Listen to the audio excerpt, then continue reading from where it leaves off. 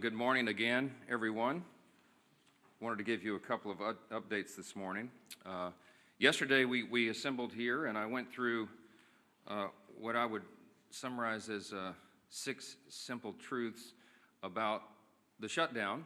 I started with the background, a review of how we got to where we are, and then talked with you about the Democrats' counter-proposal and some of the absurd things that they've been demanding to reopen the government.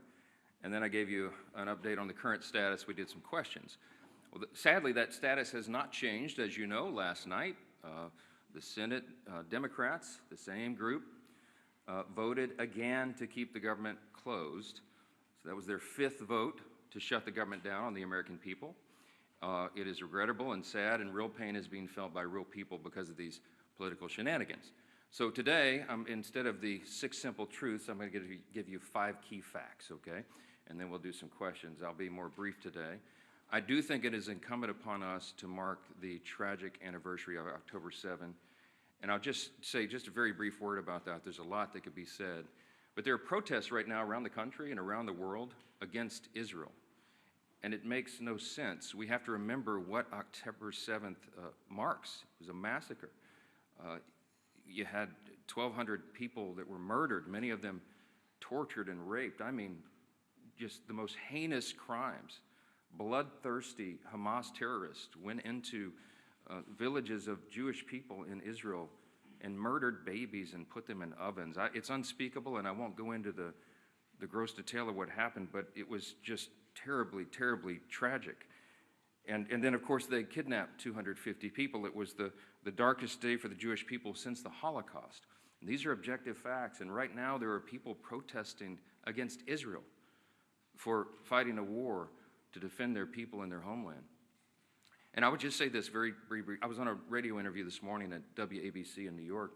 One of my friends there is Sid Rosenberg, and he is the host of that program, and he is himself Jewish. And we were talking about this, and we were talking about the good versus evil thing, and he said a lot of Jewish people today are dejected because they see these protests around the globe and against the wrong side. And I just said to Sid, and I'll read it to you. I brought my Bible in here this morning. Let me just say, I said, Sid, I'm always comforted by this passage in the Psalms, the Old Testament, the Christian Old Testament, but this is the Psalm of the Jewish people, the Psalm of David, Psalm 37.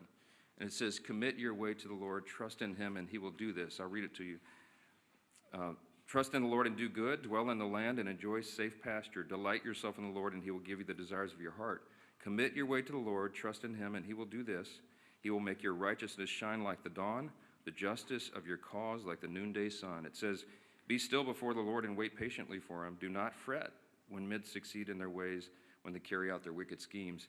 I told my friend Sid on the radio, and he was comforted by it, and I think others will be as well. We're all comforted by this. I know that the God of Abraham, Isaac, and Jacob is fully in control. We'll let that rest there. Let me talk about the shutdown here real quick, and I promised you just 5 fast facts, 5 key facts, okay? I'm going to start with Leader Schumer's record because he is leading the opposition, and he is the one telling the Democrats to keep the government shut down. Chuck Schumer has been in Congress for 44 years. He was first elected to the House in 1981. Just for reference, I was 9 years old. I was in the 3rd grade when Chuck Schumer came here to Congress. Throughout his entire career, he has been very, very consistent about the necessity of keeping the government open until just now. In fact, I want to read to you an excerpt from 7 months ago, his floor speech on March 13th, 2025. This is Senator Chuck Schumer in March of this year. Quote, on the Senate floor, while the CR bill is very bad, the potential for a shutdown has consequences for America that are much, much worse. I believe it is my job to make the best choice for the country to minimize the harms of the American people. Therefore, I will vote to keep the government open and not shut it down, unquote. Now, what was Chuck Schumer talking about? The exact same bill that is on the floor today. That's what he himself said. And he did vote to keep the government open. And then, during an interview with Jake Tapper on CNN following that vote, on March 14th of this year, he said, quote, I'm proud I did it. I know I did the right thing, unquote. That is Chuck Schumer himself. Today's the exact same scenario. It is the exact same vote. It is the exact same spending levels. and he has no reason whatsoever to do anything different, except for the politics. So that's fact number two. Fact number one was Schumer's record. Fact number two is his calculation today. It is purely about politics. He is recognizing the reality of the political winds changing in the state of New York. As I mentioned yesterday, they are likely to elect a Marxist to be the mayor of New York City, and Chuck Schumer is terrified by that. He's been in Congress a long, long time, and he is not the flavor of the day. He's not far enough left for the Marxist, and he knows he's going to get a challenge from his left flank. So he has to show a fight against President Trump, no matter how ridiculous it is, no matter how distracting it may be to the actual issues of the day. He's got to do that. Democrats have been in the political wilderness since last year's election. I got a couple of numbers for you here. Just over a week ago, Quinnipiac released the latest poll, the lowest favorability rating for the Democrat Party ever recorded. They're at about 30%. 30% favorability. Democrats have hit historic lows in poll after poll since the beginning of this year. Wall Street Journal poll, CNBC poll, the Pew survey, et cetera, et cetera. You've all seen it. Many of you reported on it, or have reported on it, and that is a fact that is inescapable. Third fast fact this morning, the Democrats' record on the CRs. You know about Chuck Schumer's record, but they've all done it. Democrats and Republicans have worked together to pass 13 CRs to keep the government open under the Biden administration in the previous four-year term. Democrats supported every CR close to unanimously in the House and the Senate. In fact, their average is 99%. 99% of the Democrats who are voting no right now voted yes 13 times on the almost exact same, word for word, very simple CRs to keep the government open. But they won't do it now. The fourth fast fact this morning is the actual cost of the Democrats' CR counterproposal. I showed you all the graphics and all the evidence, and it's still there on my website at speaker.gov. You can go and see. The Democrats' counterproposal, what they're demanding to reopen the government and get it working for the American people again, would result in nearly $200 billion being spent on health care services for illegal immigrants and other non-citizens. It's enough to fund the entire children's health insurance program, $200 billion. And that's just part of the $1.5 trillion in new spending that they want to hoist upon the American people for big liberal wish lists in the middle of a very simple 7-week stopgap funding measure to keep the lights on. Fifth fast fact, and I'll take your questions, the cost of the government shutdowns for real people.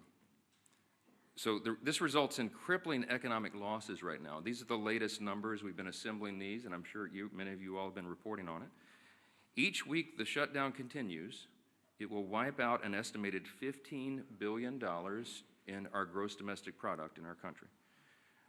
A month-long shutdown would mean not just 750,000 federal civilian employees furloughed right now, but an additional 43,000 more unemployed Americans across the economy, because that is the effect, the ripple effect that it has in the private sector. You could go state by state, and we could have charts and graphs this morning and show you what it's going to mean to every state, but what the shutdown means in the state of New York, for example, that's Chuck Schumer's state. The impact there is a decline of $1.2 billion per month in GDP. That is the pain that is being wrought. And I, again, have to mention that when you shut down, as they have, women, infants, and children nutrition programs, veterans health services, the disabled, the elderly who receive health care at home, all these programs are now being shuttered because the funding streams have stopped. We have troops, we have Border Patrol agents, TSA agents that are all serving, protecting all of us, protecting the country without pay right now. Real hardships for real families, and it cannot drag on any longer. We are pleading with the Democrats in the Senate to do the right thing. The Republicans are united 100%, and we have proven it with our votes. The President, the Republicans in the Senate, and of course the Republicans in the House have done the right thing. We have all advocated to keep the government open. We have all voted repeatedly over and over to keep the government open, and it comes down to the necessity of 60 votes in the Senate. We only have 53 Republicans, and so we have to have a handful of Democrats who will wake up and do the right thing and stop inflicting pain on the American people so that they can score political points. I'll take your questions. Yes, ma'am. Hey. I would like to know, do you think all those federal employees will receive the back pay if they keep their job? And then also, we saw in the Democrats' CR almost $500 million for PBS and NPR, $174,000 in death benefits to those 3 Democrat lawmakers' families who recently passed away, $437 million for the European Bank. Could you also comment on those 3 provisions too? Yes, I mentioned in the counterproposal, the CR for the Democrats presented, it's $1.5 trillion, and if you go through it, and we have, and you analyze what it is they're requesting, it's a list of absurd priorities. They know that we could never do that and would never do it because it's wrong. For example, they want to give $500 million back to the Corporation for Public Broadcasting. In the One Big Beautiful Bill, we eliminated that line. We don't believe that taxpayers should be funding biased news organizations and subsidizing their operations. That might have made sense 30 or 40 years ago, but you don't need that service anymore. Look how many media outlets are present in the room this morning. Media and information is ubiquitous. It's 24/7. It's live all the time, and it's on the internet. We don't need taxpayers funding that, and they were all left-leaning, biased organizations. We're not doing that again. And some of these other priorities that you mentioned, there are many that we could list that are just outrageous. It has nothing to do with the current proposal to keep the government in operation for 7 more weeks so that we continue the appropriations process. We're trying to fund the government, and you need Republicans and Democrats to work together to get that done. With regard to whether the furloughed civilian employees of the federal government will receive back pay, it is true that in previous shutdowns, many or most of them have been paid for the time that they were furloughed. But there is new legal analysis. I don't know the details. I just saw a headline this morning. I'm not read in on it, and I haven't spoken to the White House about it. But there are some legal analysts who are saying that that may not be appropriate or necessary in terms of the law requiring that back pay be provided. So I'm sure that'll be there will be a lot of discussion about that.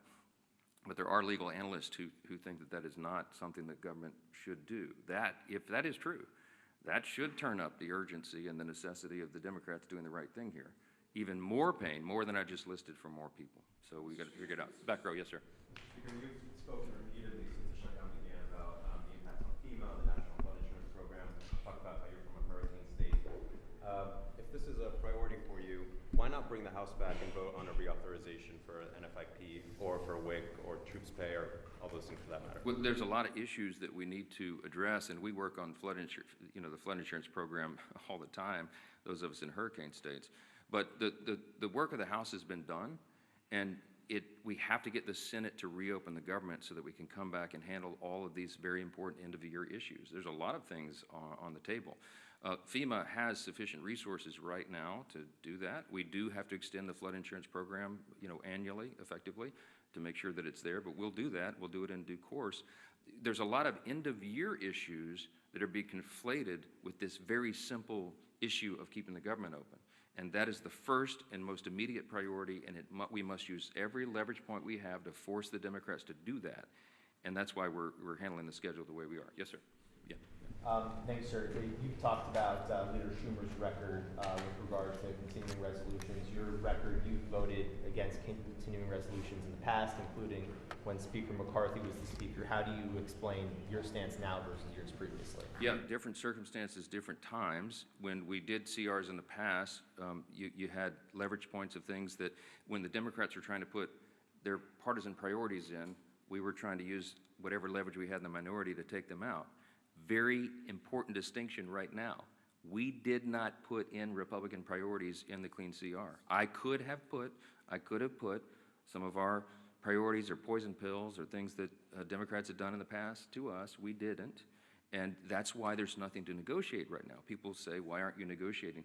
I don't have anything to offer. I can't go to a clean CR and say, let me pull off the Republican priority and make it more palatable for you, because we didn't add that in. It's simply a status quo continuance.